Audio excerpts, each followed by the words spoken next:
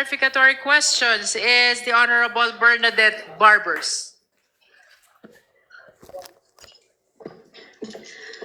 Good afternoon, Madam Chair. Clarificatory question lang po para kay Director Matibag.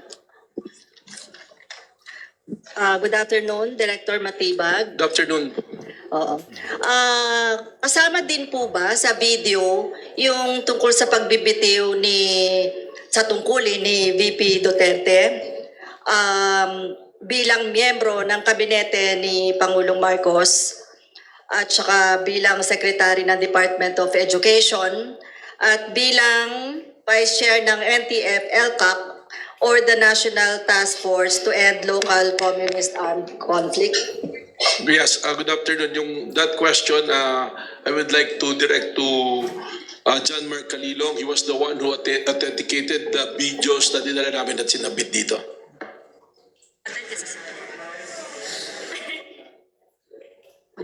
Secretariat, please play the video.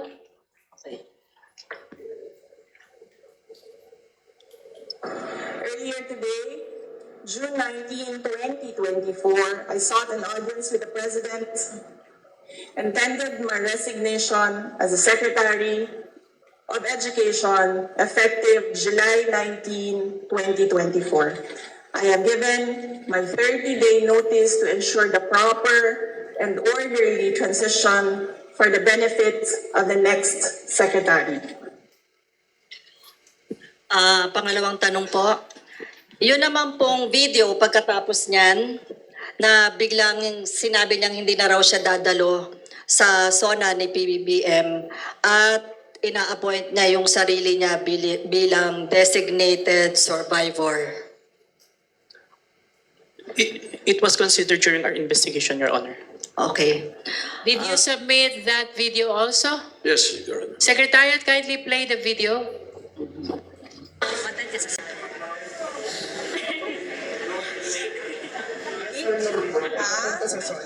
No. No, I will not attend the SONA. I am appointing myself as the designated survivor. Okay. Yan po yung video. Pinatotohanan niyo ba na yan yung inyong inimbestigahan? Yes, kasama po sa conduct of investigation and an ongoing investigation po. Okay, maraming salamat po. Madam Chair. Madam Chair. The Honorable Ko. Ako muna.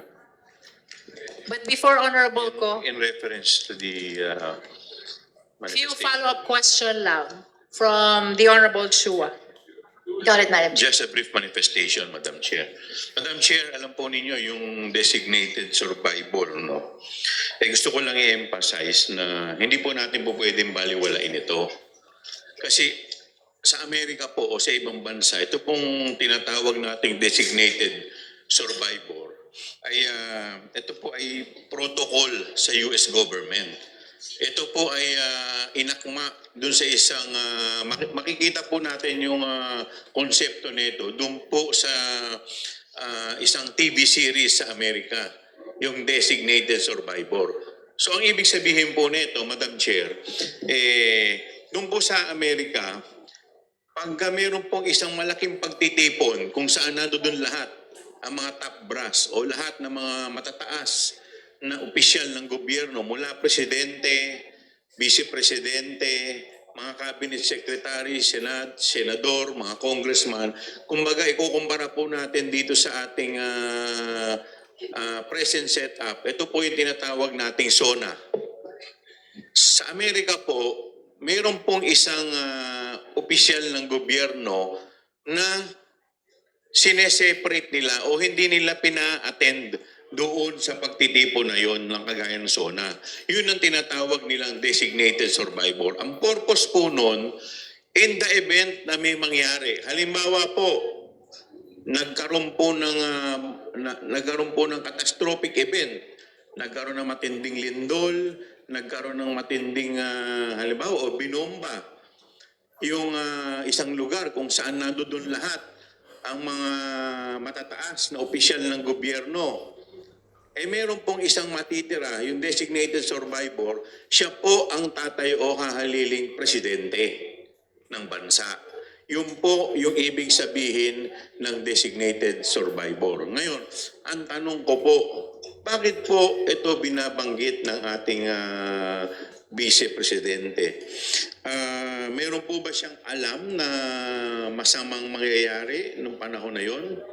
O may alam ba ang ating Vice Presidente na mangyayari kaya ayaw po niyang dumalo sa SONA?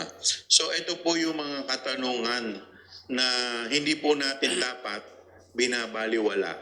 So yun lang po, Madam Chair. Madam Chair, Before we proceed, our parliamentary status, we are conducting the clarificatory hearing for the allegations of threat and destabilization acts. And there are justice members who have raised clarificatory questions already. We are on the video. Honorable Barbers just presented the video of resignation of the Vice President and the designated survivor videos. And for the record, these videos were submitted by the NBI during our clarificatory hearings. To proceed, Madam Chair. the Honorable Joboy Aquino. Thank you, Madam Chair. Hindi ba unfair naman po kung ang pop culture reference ay gagawin basihan ng suspicion?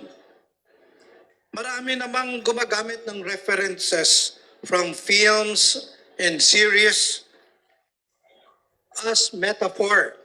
Metaphor lang, Madam Chair. Ang punto ko lang, yung series ng Designated Survivor ay widely known na fiction. Kung ginamit man ito ng Vice Presidente, it could simply be a figure of speech. We should be careful not to overinterpret statements or put meaning beyond its plain language, Madam Chair. Madam Chair. I observe that Chair Benny Abante is also raising his hand. Do you have any manifestation or clarificatory question with regards to the resignation video and the designated survivor video? I requested, Madam Chair, that after the clarificatory questions, that I would be allowed to make a manifestation. All right, so I will call you after all the clarificatory questions. Madam The Chair. Honorable Kong, Attorney JP Padiernas is recognized. Madam Chair, thank you so much. Madam Chair, I understand yung point po na ni-raise ni Honorable Joboy Aquino. However, we must also consider the other side of the coin. There's a need to examine the statements of the impeachable officer in their entirety and not in isolation in order to determine context, intent, and possible implication. In particular, the reference to the show Designated Survivor cannot be viewed on its own, divorced from the other statements made before, during, or after it. Nevertheless, it must be emphasized that at this stage of the impeachment proceedings, the issue is not yet final guilt or innocence. The question before us is only whether there is sufficient factual basis and probable cause to hold the impeachable officer answerable for the allegations. Whether the impeachable officer is ultimately guilty of the impeachable offense, whether in relation to the designated survivor reference or the other statements attributed to her, as mentioned a while ago, is a matter that belongs to the Senate to determine at the proper time should the case proceed in trial. That's all, Madam Chair. The manifestation of the Honorable JP Padiernas is noted. Now we recognize the Honorable DS.JJ Suarez. Maraming salamat, Madam Chair. Alam niyo po, maaaring fiction po yung series ng Designated Survivor sa US. Kaso lang, hindi po ito biro sa atin. Unang-una, dahil ang nagbigkas po ng mga salitang yan ay yung mismong makikinabang kung merong mangyari sa buhay ng ating presidente. She is the direct beneficiary of anything that will happen to the president. and thereby designating herself as a survivor means that she may be entertaining some thought, or there are some, things that may happen to the president. And as we all know, the president, the highest elected official of the land, whose life must remain secure because of the responsibilities and the duties that he holds. So we should not take this lightly, Madam Chair. Yes, it may be a basis of some series, and all the reason why it should be the basis, because there is so much significance in that statement that was uttered, Madam Chair. So I would just like to put that on record. Thank you very much. Thank you, Honorable D.S.J.J. Suarez. Now we proceed with the next to raise clarificatory question. Is this still on the video of resignation and designated survivor, D.S. Konghun? D.S. Konghun is recognized. Yes, Madam Chair. Thank you, Madam Chair. May I ask clarificatory questions lang po para sa NBI?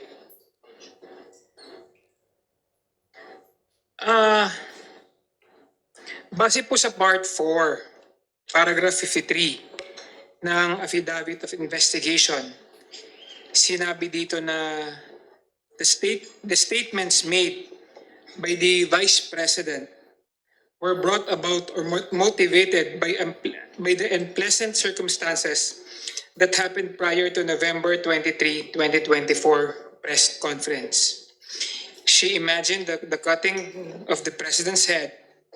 She further claimed that her name was marred by Speaker Martin Romualdez, First Lady Lisa Marcos Araneta, and President Ferdinand Marcos Jr.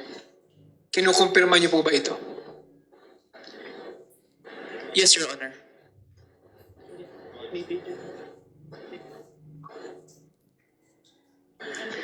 It's on the October 18 video that was also authenticated, Your Honor.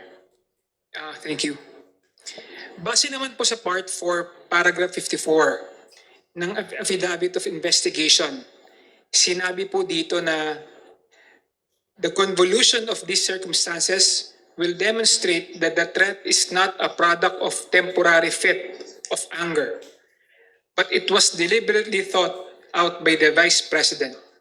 Kinukumpirma niyo po ba ito? Yes, Your Honor.